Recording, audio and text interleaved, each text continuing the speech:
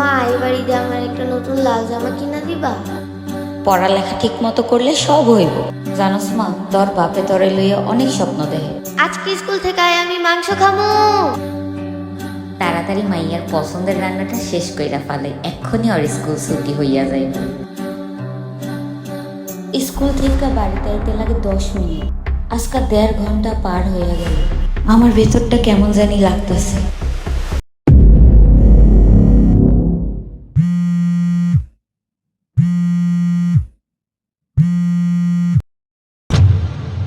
Hello, আপনি কি রামিসার আম্মু বলছেন? আপনাকে একটা কথা বলার ছিল।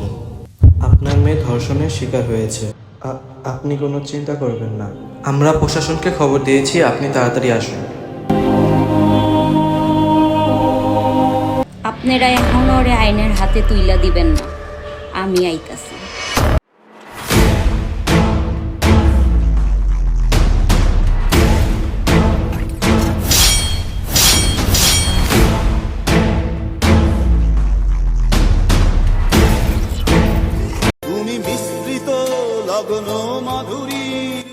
আমি ছোট, আমার দোষটা কোথায় ছিল? কেন আমাকে এত কষ্ট দিলে?